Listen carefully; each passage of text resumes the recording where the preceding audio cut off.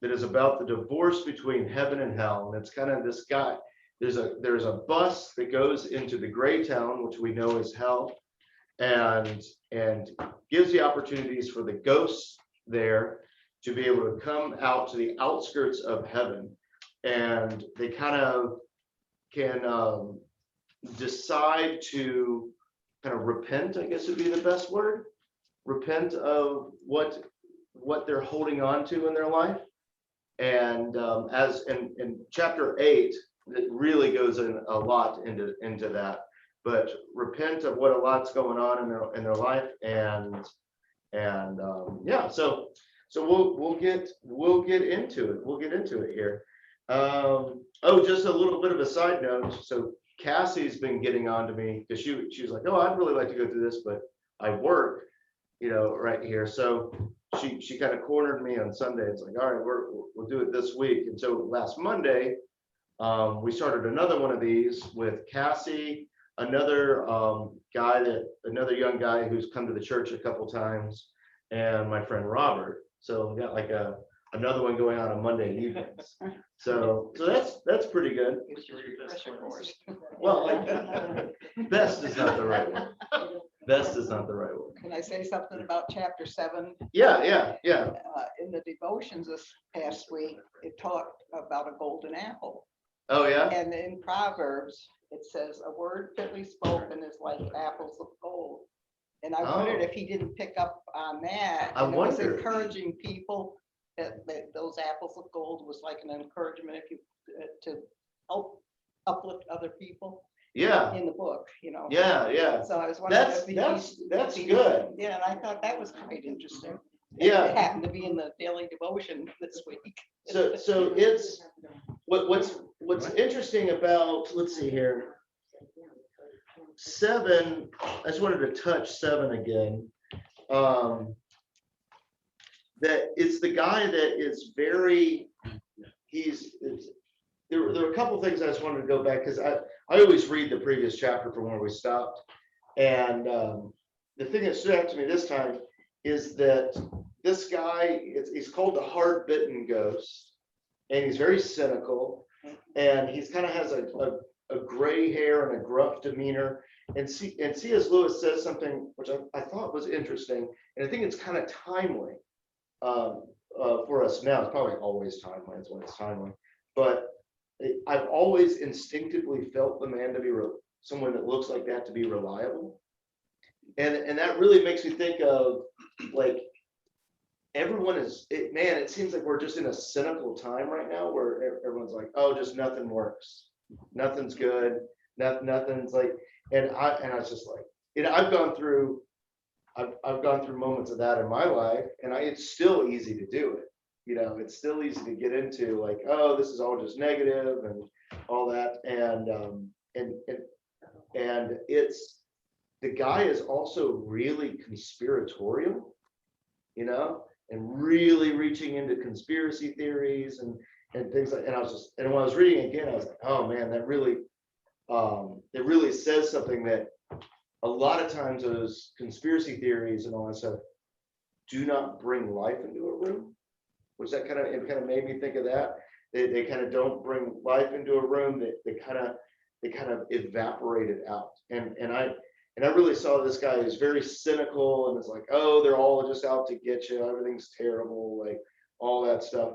And it's like, yeah, I got to make sure I stay away from that stuff. Like that. That's like, oh man. And so that I try to not be like that. So yeah, I just wanted to go back, and that's really interesting about the golden apples, because that one guy was, I think it was like chapter 6, or was it chapter 7? Was it where he's trying to? He was trying to pick the apples. He's trying to pick the apples up to take them back, and so he's trying to pick these golden apples, and so as he's doing that, he's doing that for his own good. He's not, as the proverb says, not doing it for others. Right. Yeah, that's good. That's a good catch. That's a good catch. Like all that stuff. Yeah, right. Yeah. And so like, Far from it. and so this guy's not encouraging at all, and so And she's picking up on being encouraging with the golden apples. Fascinating. Fascinating. All right, chapter 8. Chapter 8 is long. It's so long. Isn't 8? No, 8's not the long one. 9's the long Nine one. is longer. All right, so yeah, 9's longer. So 9 is the really long one. So and 9 is just chock full of stuff too. Like he really explains the book in chapter 9. So all right. So the beginning of 8, it talks about how he feels miserable after talking to that other ghost. And he said, it almost like it's explaining his miserableness is, he goes, it hadn't occurred to me to doubt the intentions of the solid people. Like that's an interesting, the reason why I underline that is everyone that we've met so far has done nothing but doubt the intentions of the solid world and the solid people.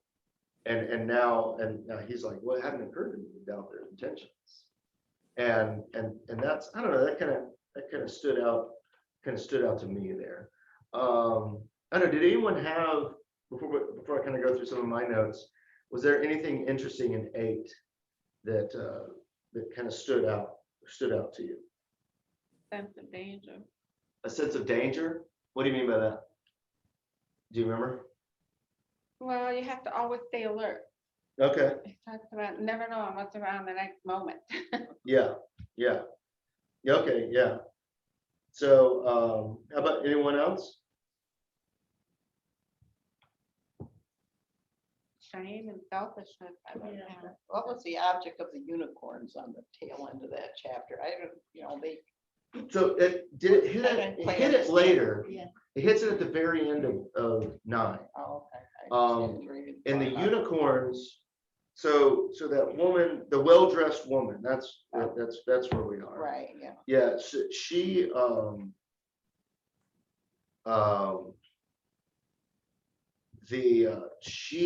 she said she kept on just kind of complaining and going and like, oh no, and I have a lot underlined here, but the unicorns, he calls the unicorns to her, and what were the purpose of the unicorns? They're I didn't To get frighten that. her. to startle her. to startle her out of her Oh, okay. indecision. Yeah, the unicorns represent grace, purity, and light. Yeah, so and it's there to like get her out of that. Yeah, and it's like she's almost persuaded, but not. Yeah. I think it said to help her stop thinking about herself, like. Right. Yeah. Okay. Not thinking about herself for a second. Yeah, and then because we start seeing, in chapter 9 is gonna talk about this more, but we're seeing that their goal is to get them to walk towards the mountains to heaven, and so in order to do that, they have to put aside kind of their selfishness, kind of their wantings for their own self, and their selfishness just wants to go back to the gray town, go back to hell, where they can have whatever they want, like but it's all just Yes, my chair. empty and vapid, like, so that's kind of what happens there. I don't know, was there anything else that anyone stood out? I have a couple things underlined. On I page, listen. on page 58, Okay. if only I could find a trace of evidence that it was really possible for a ghost to stay. And who was saying that? This was the person. So the narrator. Oh, the narrator. Okay, yeah. We'll call him C.S. Lewis. Okay, Yeah. So, and it's like we need proof of God's redemption. okay, yeah, we need proof of God's redemption. And he's still kind of looking to it, Yeah. like looking to it. And yeah, remember, this is all off of him, kind of all he's scared. Like right before that, it's talking about like, what if he walked into that waterfall? And you remember that image of the waterfall is this giant, huge waterfall, and it's described as one who is crucified, is what it looks like. So just this like wild lady kind of realizes like to him, that now symbolizes some danger in there, which is kind of some fascinating kind of walkthroughs there. Let's see. He has a quote in here that I absolutely love, and I thought it tried to point us to the end of the book, Mhm. but about heaven turning agony into glory. Yeah, I absolutely love it. yeah. Oh, yeah. The, that's, and I think that's connected to that waterfall kind of being like one that's crucified.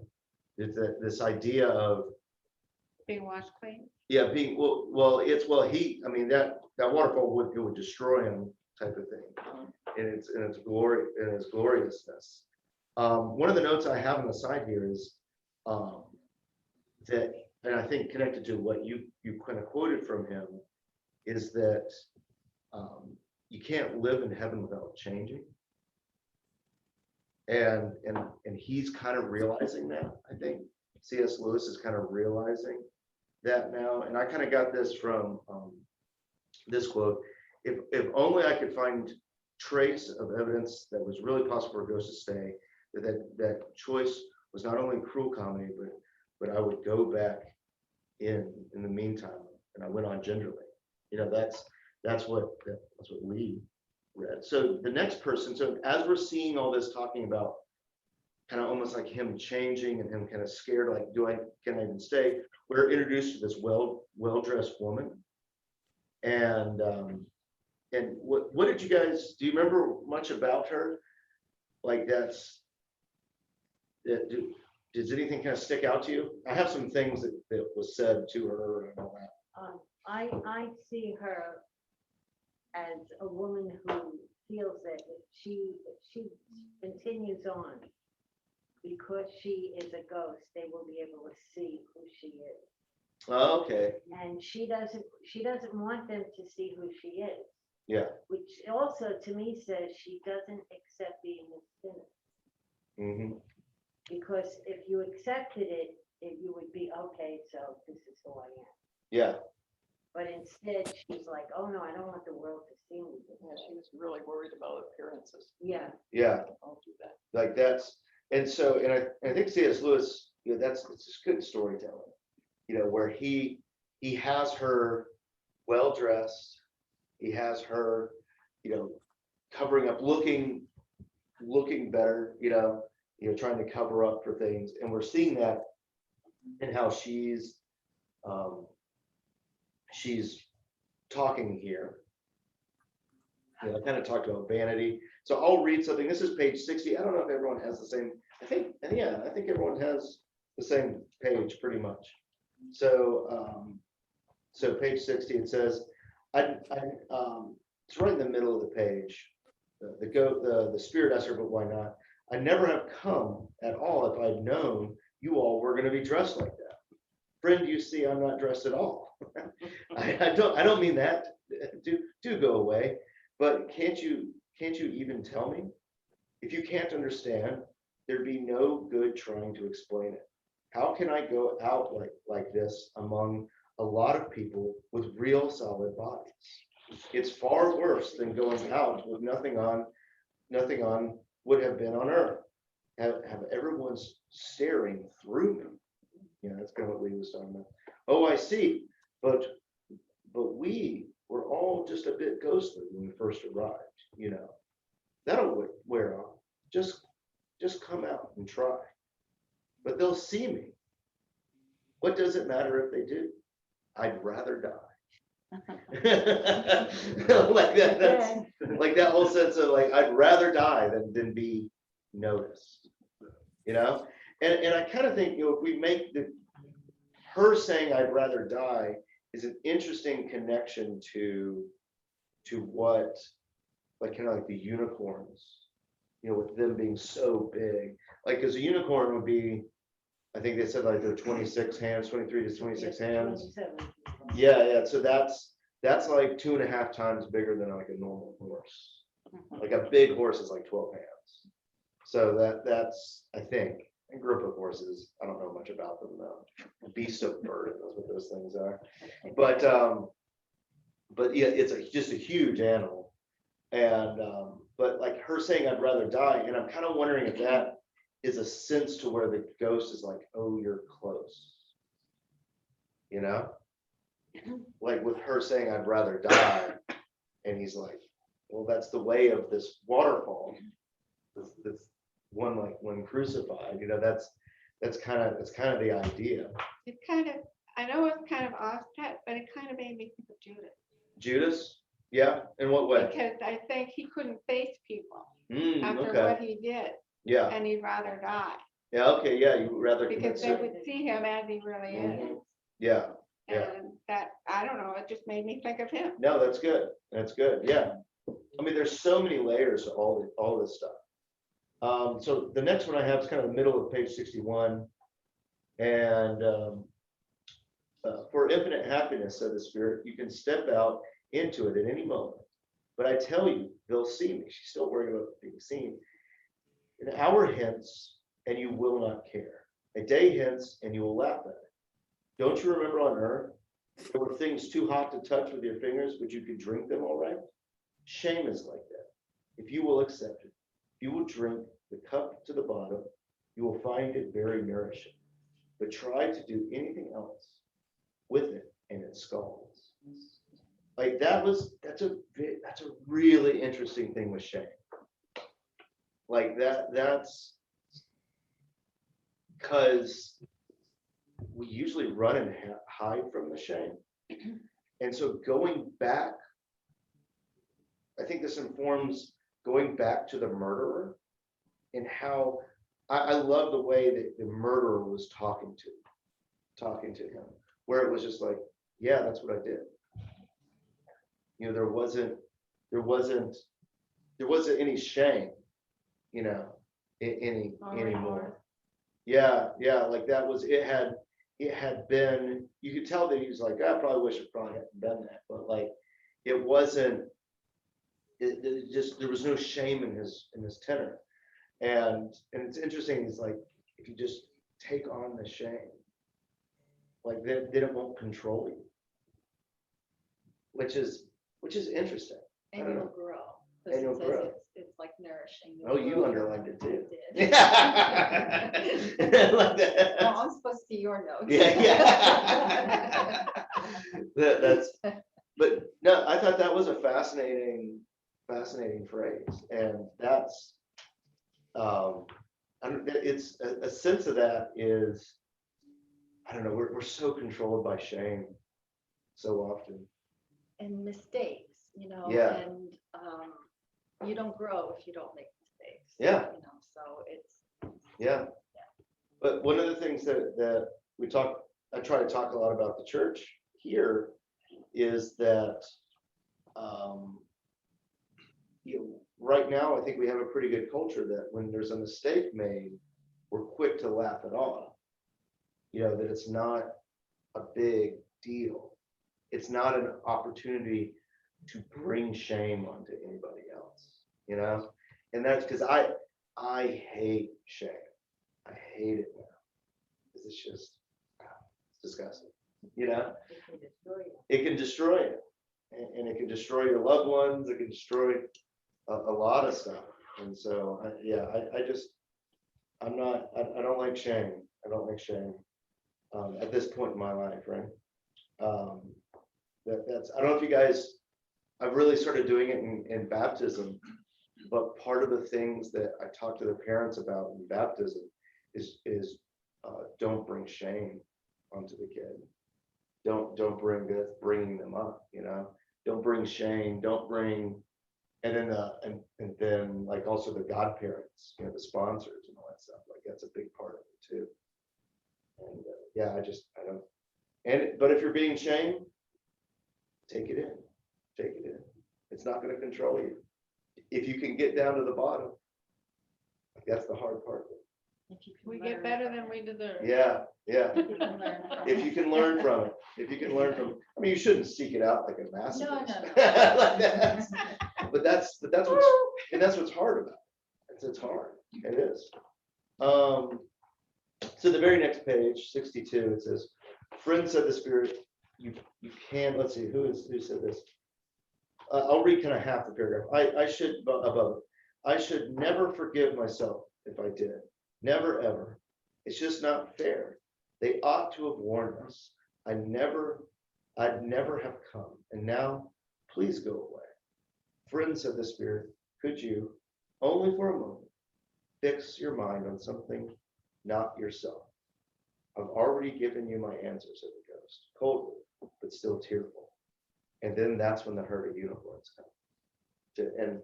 Which we explained in the next chapter was to get her mind off herself, just for a moment. And if she could get her mind off herself, maybe she would solve it up a little bit.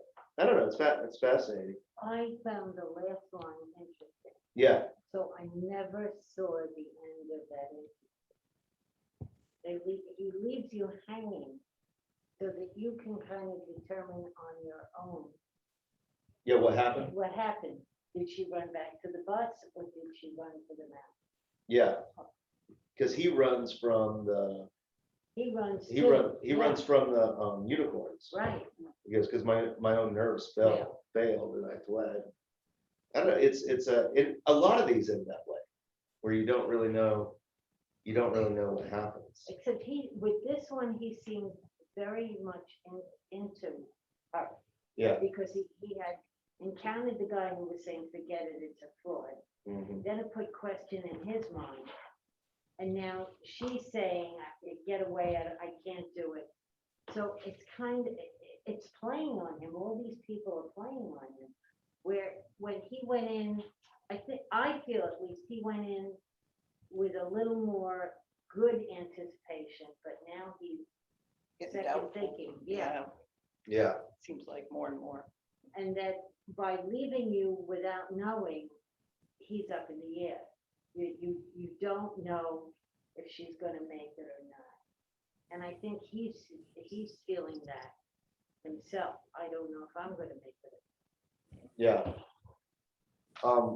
The study guide has an interesting question. We've already kind of talked about it, but the way they worded the question reminds me of something that I ended up seeing kind of was important a few years back. It says the Spirit urges the woman not to be afraid to be seen, flaws and all, and that none of it will matter if she will only exercise her faith. Why is it important that we embrace who we are, flaws and all, in order to exercise our faith? There was, this is probably like 7-8 years back now, I really started seeing the importance of confession, because it seems like our sinful nature just wants us to sweep it underneath the rug. And if I forget about it, then and don't think about it, then it's like, oh, I don't have to worry, it won't bother me.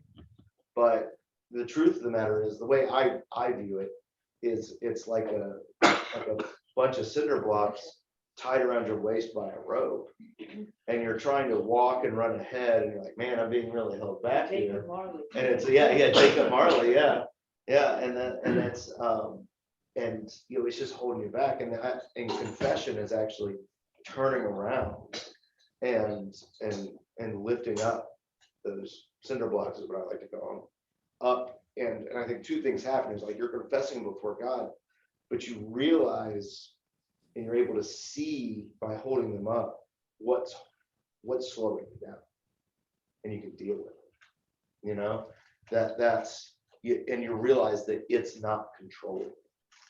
That if you're able to confess it, you're calling it out for what it is. And it may be hard, but you're doing better than it just slowing you down from the back.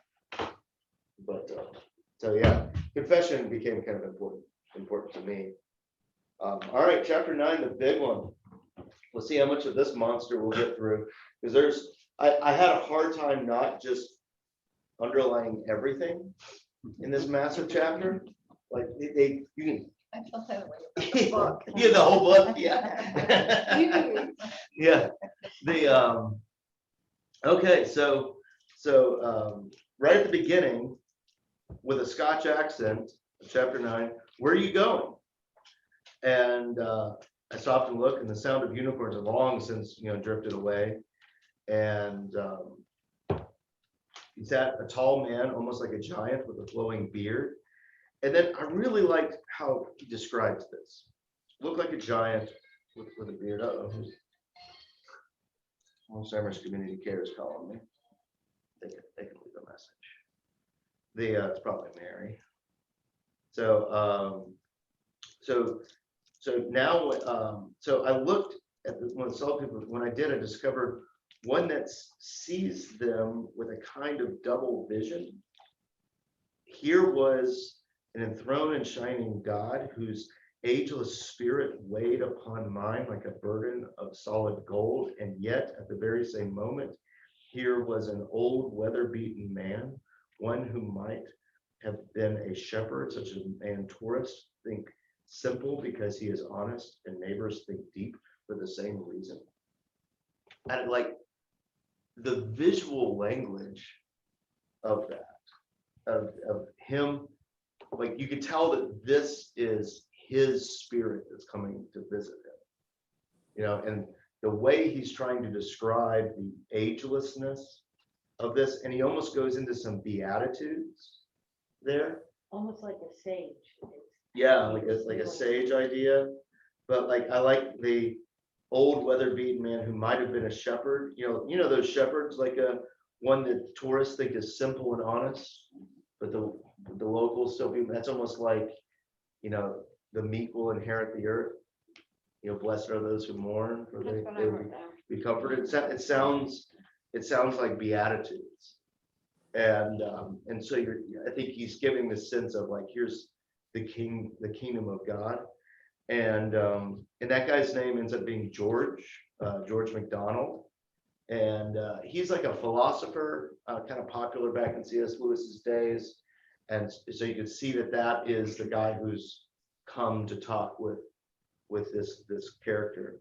He was also a Christian universalist, meaning all will be saved. Oh, okay. Which I think has a lot to do as he's talking.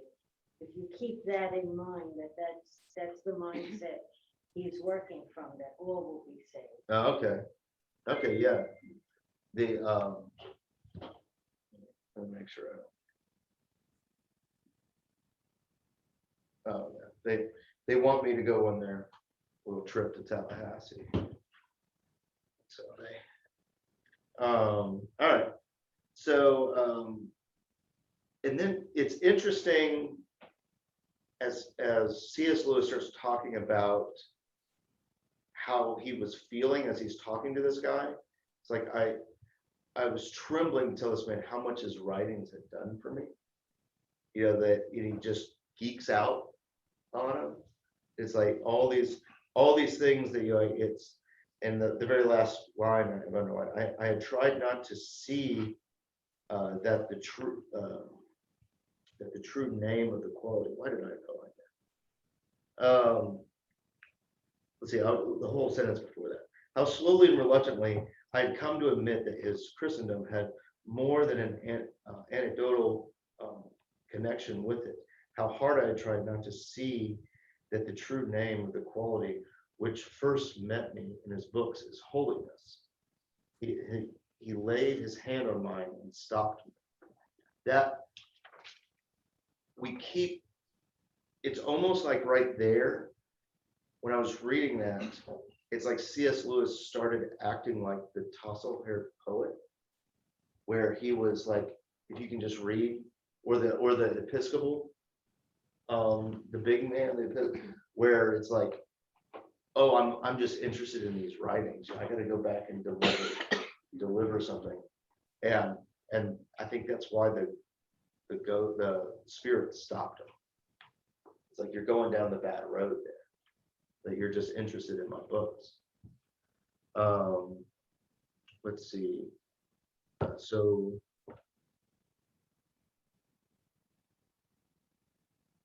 it talks about a book, and at the end of 67, I have a bit that's underlined. I'll read it. The name is familiar, sir, but I'm afraid I've forgotten what it means. It means that the damned have holidays, excursions. You understand? Excursions to this country? For those that will take them, of course. Most of the silly creatures don't. They prefer taking trips back to earth. And this was like some levity in this very deep chapter. They go and play tricks on the poor deaf women that they call mediums. They go and they try to assert their ownership of some house that once belonged to them. And then you get what's called a haunting. Or they go and spy on their children, or literary ghosts hang about public libraries to see if anyone's still reading their books. Like that. Like that's such a fun, like this, because he's about to get into some heavy stuff. And I was like, oh gosh, like that's just it brings some light into there. And but they start continually talking about, is there a way out of heaven then? And so it depends on the way you're using the words. If they leave that great town behind, it will not have been a hell to them that leaves it. It's purgatory. And perhaps you've been better not to call this country heaven. And perhaps ye had better not call this country heaven. Not deep heaven, you understand. Here he smiled at me. You have to call it the valley of the shadow of life, which was good. And yet to those who stay here, it will have been heaven from the first. And you can call these sad streets in that town yonder, the valley of the shadow of death. But to those who remain there, they will have been in hell even from the beginning.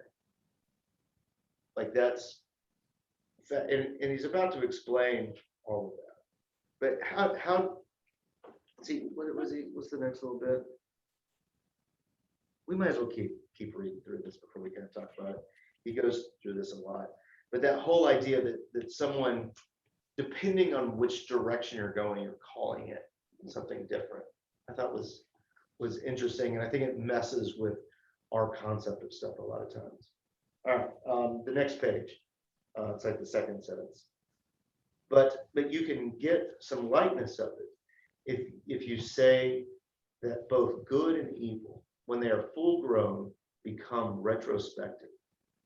Not only this valley, but all their earthly past will have been heaven to those who are saved.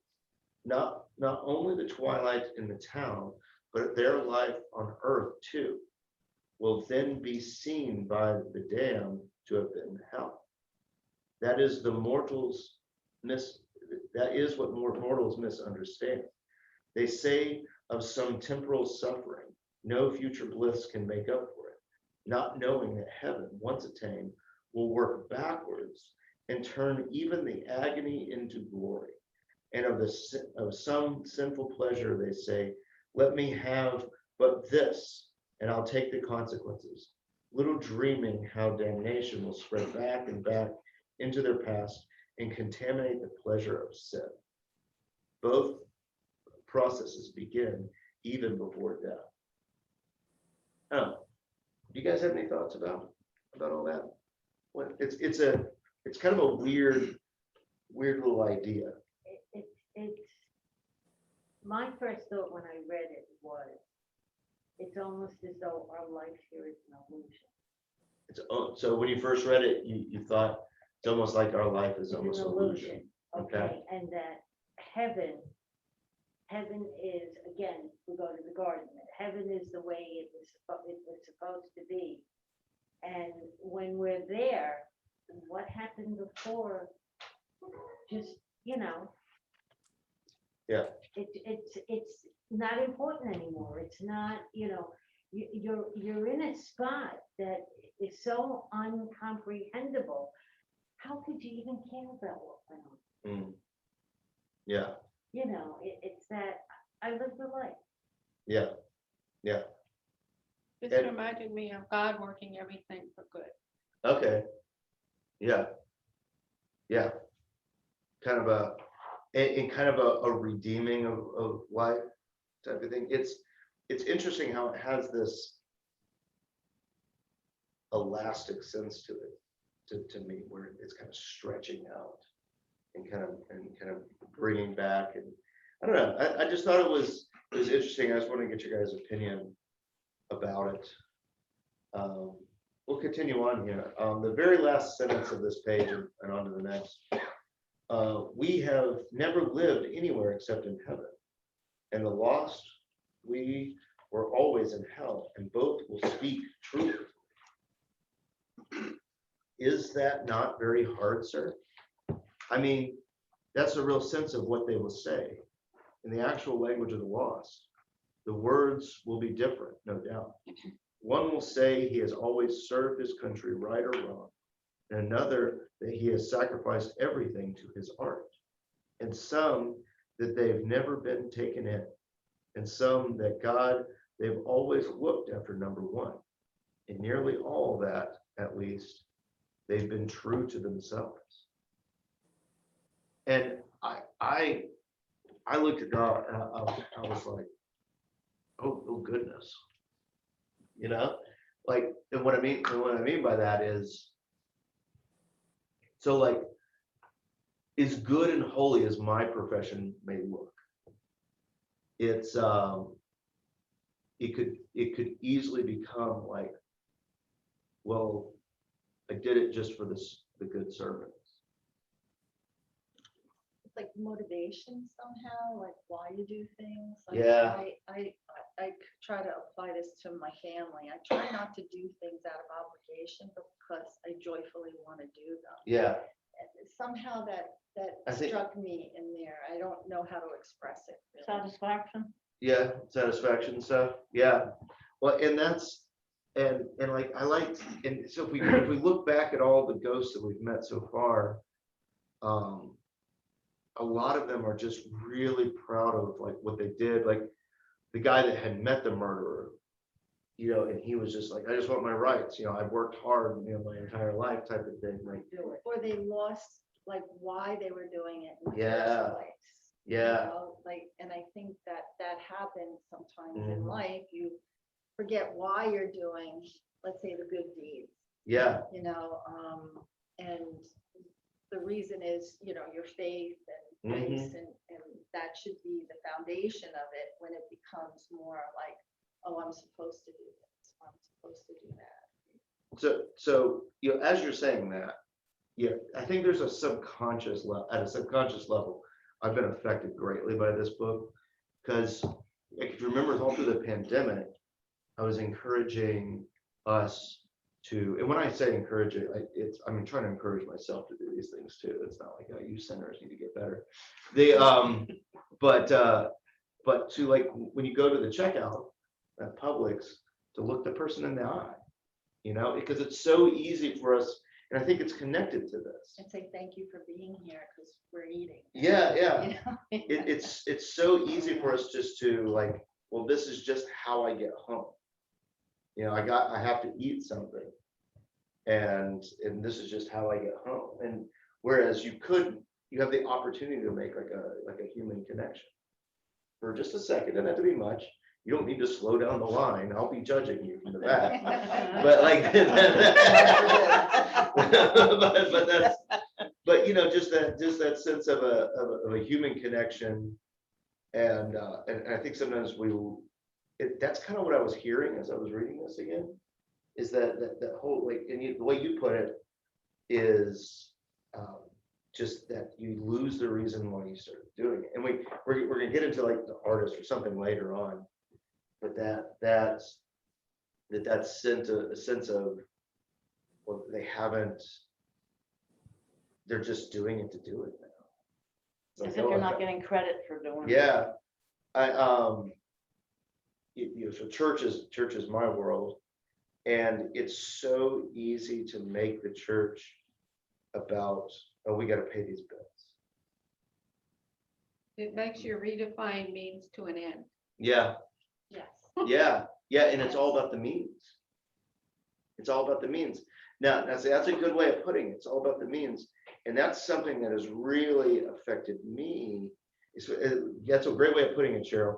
As I was reading this, like, I think it's so tempting to do everything as like, well, we're just getting to an end. But life is lived, which he's talking about, it stretching out in the past. Life is lived in the means. You know? Like she said, priorities and Yeah. motivation. Yeah. And so Yeah. life is lived in the means. Like that's, that's, it's almost like encouraging to just slow down just a smidge, or maybe some people it's not gonna speed up. But like, so I'm just gonna go on a tirade. I mean, that's, like retirement. There's so many people that work for retirement. And as soon as they retire, they lose who they are, their identity. You know, and they're just like, well, what do I do with myself now? And they kind of sink into depression and all that. And it's almost like it was the dog that kind of finally caught the squirrel. And it doesn't know what to do with it, you know? Like that was, it was always about trying to catch the squirrel. Yeah, like that's, you know, like that's it. And so that's, I don't know, because that's what made me feel that way. And like this book always is a good, like, ooh, I need, it's about the kind of the people around us and why we're doing what we're looking at. Doesn't it also point towards wanting to make a difference as opposed to just being there? Yeah, or profiting off the difference that you're making. You know, when you realize that what you're doing can be profitable. And like in that, I and like that one guy. yeah, To get his stuff. yeah. On page 71, I think Mhm. the choice of every lost soul can be expressed in the words, better to reign in hell than serve in heaven. Right. That Yeah. really struck me. 'Cause that's a really famous quote. You know, better to reign in hell than to serve in heaven. And I think that takes me back to that whole with the guy with the murderer and all that. And because he's like, well, if you'll just come, I'll be your servant. I'll be, you know, like that's what I want to do. And that it really took me back to that. And, you know, we haven't really talked about the choice of C.S. Lewis's, like, the choice of the spirits that Mm. came to each individual. And Yeah. I find that very fascinating. It's almost like each spirit has something that will trigger Yeah. something in the ghost, and that's what they have to overcome. Like, you Mm. know, yeah, Yeah. there's almost like a trigger. It's there. that connection. Yeah, it's like, okay, you know, when I appear to you, it's going to trigger these negative things that you really have to work on, you know, Yeah. and To get you to to repent. get you, yes, yeah. Yeah. The second question to that is, did they go through that same process? And that's why they were sent for that particular individual. Oh, with like Yes, different people I and all that. see. stuff? Yeah. Yeah. Yeah, So that there was like in other a, words, you send a murderer to see a murderer, okay, well, maybe, you know, type of thing. yeah. That they have to kind of. Because overcome. they don't give you any background on the Mm-mm. spirit. You Yeah. don't know, some are clothed and some aren't, but outside of that, they give you no background. Yeah, it's just wrapped up in the story of the ghost. Yeah. When you talked about everyone here had already survived, it just hit on baptism for me, Mm.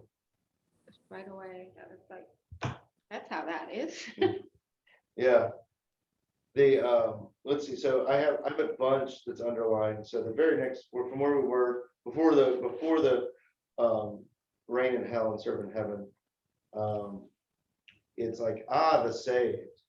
What happens to them is best described as the opposite of marriage. What seemed when they entered it to be the veil of misery turns out when they look back to have been a well, and where present experience saw only salt deserts, salt desert, sorry. Memory truthfully records that the pools were full of water. That, I think someone quoted that earlier. That right there, like the misery, we're talking about shame or earlier and all that, where we kind of realize it's like, oh, that where I thought this little bit of misery, what ended up being like a pool of water that I was in. And I think one of the things that has really hit me over the years has been how someone's suffering, someone's past suffering can be a pool of water, like cool water, for someone who's currently going through the suffering. Is it Second Corinthians? I've been comforted by God, so therefore I know how to comfort others or something. Yeah, I'm not yeah, doing yeah. well. No, you're fine, you're fine. No, that's good. Yeah. Yeah, like That that's, was very good. yeah, because there's I should bring it up, but I'm not going to. There's a clip out there when Stephen Colbert interviewed Anderson Cooper. Oh, You've seen that, right? Like you should look it up on YouTube if you can remember it. When Stephen Colbert interviewed Anderson Cooper, Anderson Cooper was reeling from the death of his mom, and he quoted something that Stephen said at one point, and he's like, "Do you believe it?" It's basically this quote. It's not this quote, but it's basically this quote. He goes, "Do you believe it?" And in the whole sense that Stephen was saying is that it is through those pits of misery where we see that water going through that. And the reason why it's so powerful is that Anderson Cooper, who's this big news anchor who knows how to hold it together, broke down on Stephen's show. Like that's and like that's why it's so powerful. But so the next part is kind of weird, and we're getting to that quote of better to reign in hell and serve in heaven. It's important to have that in the back of our mind as we look at this. Hush, he said sternly, don't blaspheme. Hell is a state of mind. You'll never said a truer word, and every state of mind left to itself, every shutting up the creature within the dungeon of its own mind is to an end hell. But heaven is not a state of mind. Heaven is reality itself. All that is fully real is heavenly, but all that can be shaken will be shaken, and only the unshakable remains. wow. Like, so what that makes me think of is what we just talked about with the life is lived in the means, not in the ends. And I think that when I read that, in the way we put the means to an end, that was a great way of putting it. That those means, that heaven is those means, it's the reality there. It's solid. And it's solid, and that will be that thing that's unshakable. Whereas, like, whatever ends that you're looking forward to, those can get shaken. I don't know, that's and then that almost assumes that heaven is almost like life lived. It almost seems like that's kind of what it's saying, that it's life lived. And if we look back now at the Great Town and why everyone gets what they want, is that because they're all looking for an end. And it's all just vapid and empty. I don't know. That's just me having conjecture. This reminds me as though if we were creating a picture, it would be an arrow pointing to what matters. Yeah. And then then you get to what we just talked about, better to reign in hell than to serve in heaven. That's how we feel about all that stuff. But there is something that they prefer to joy, that is to reality. So that whole like reigning in hell is something that they prefer, to have that end.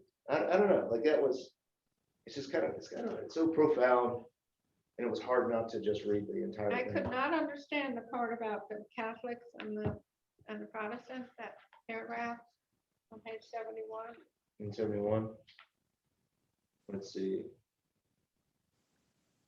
Where is that? Oh, that right under the part that I didn't read. But there is a real choice after death. My Roman Catholic friends would be surprised. For them, the souls in purgatory are saved. My Protestant friends would like it no better, for they say the tree lies as it falls. If you look at our Protestant faith, we like this, how you lived on earth, like your eternity now is dictated by your decisions right now. And he's balking at that. Where the Catholics would be surprised that someone may end up actually in the, yeah, in purgatory, and or with someone that may end up in the hell, and that could become purgatory, you know, all that stuff is what he's saying. I don't know if that makes sense. It's, as Protestants in the room, I think some of you used to be Catholic, Yes, but like, I think he's writing that to bother both of us. What's purgatory? I fear purgatory. Oh, purgatory is a, Holding tank. Yeah, but- Make it heaven or earth, or heaven or hell? yeah, yeah, Limbo. yeah. It's basically a holding tank Yeah. that's burning off your sins. Yeah, you Oh, work off, okay. it's like a sanctification thing. Cause it's, yeah, like that's, it's, we talked at the very beginning. Heaven and hell is talked precious little about in the scriptures. And we get a lot of talk about the kingdom of heaven, but that's kind of like breaking in and kind of what we're talking a lot about. And so because of that, all these kind of different views of it have matured up, and a lot of those views are based around traditions and understandings and things like that. So I think that Protestant line, for the Protestants in the room, I think it's meant to bother us, to be like the unicorns, to get us out of living for the end. If that makes any sense, and maybe live in the means a little bit. Let's see. All right. We're pretty much out of time. I want to make sure we stop at a good spot. though. 'Cause we're- About 71, he calls it the sulks. Yeah, that was interesting. That's on the Wilder page. Yeah, oh yeah, everything's going on over there. You call it the sulks, but in adult life, it has 100 names. There's rev, there's grandeur, revenge, and injured merit, self-respect, tragic greatness. There is no loss through the undignified vices, sir. Then there is no loss in the undignified vices through mere sensuality. Some are, and it's interesting what he ends up calling a sin here. And this is probably where we'll end right here. Someone help us remember 72. I'll try to. But where he said he transfers the vice, the sin, into that sense of the selfishness for yourself, where you end up going farther and farther into it, where you're just doing it to do it, type of thing. It's like I don't know. Has anyone? We'll end on this. This is a great example. Did anyone watch Breaking Bad? Did anyone watch that? One of the best TV shows that's ever been created. Breaking Bad is the lead character is a guy named Walter White, and Walter White has a dead-end job. He's good at his job, but because of some things that happened in his past, it's become a dead-end job. And he's got a family with a wife that he loves, but he doesn't make any money. He drives a beige minivan around. It's all this stuff is intentional, and then he gets cancer. He gets a cancer diagnosis, and so he decides he's going to cook up some meth because he knows how to do it because he's a great chemist. He's going to cook up some meth, sell it, and then take all that money, commit suicide, and give it to his wife. That's because there's no money. He doesn't have a life insurance, all that stuff. The show, he ends up being rather successful at, but the show, every season, I think it's 7 seasons, every season, he says, as soon as I do this, it'll be enough. And it's never, Best and friend. it never is, and it never is. And it's so good because he just keeps going down that vice and keeps going down and down and down and down, and till finally the bitter end. And there's some redemption that happens at the end, but that show's great. It's great. What What channel was that on? I never heard of it. Breaking Bad, it was on AMC. I think it's on Netflix. It's on Netflix now. Oh, It's on okay. Netflix I now. just. It was on AMC. I mean, the show ended probably 6 years ago. So but yeah, so we'll end right there. Did anyone have any last little thoughts before we're done here? Well, good deal, good deal. We'll continue through the chapter. I didn't know if we were able to get it through it or not. There's a lot left. There's a lot left. Mine is huge. But thanks for coming to this. I'll say a quick prayer for us. Jesus, we thank you for today. Lord, help us to live not for the ends, but to live in the means and the reality that you've put us in. Lord, help us to flee from shame. Help us to flee from bringing shame onto people. And Lord, just give us the ability to live each day in your creation. In Jesus' name, amen. Amen. So Amen. good having everyone here. Ed, it was good seeing you. Thanks for coming. Good seeing you too. Could Maybe, you hear us maybe all we'll right? make it next week, huh? Pardon? Could you hear us all right? Yes, very, very good. Good, because it's that thing down there. It's the microphone in the middle of the table. Middle of the table. Yeah. Yeah, Yeah, we used to have those for telephone conferences. exactly. That's what it is. That's what it is. Good deal. Everything was good. Yeah, good. Good. It's good seeing you. Good seeing you. All right, we'll see you. All right, bye. Bye. Good.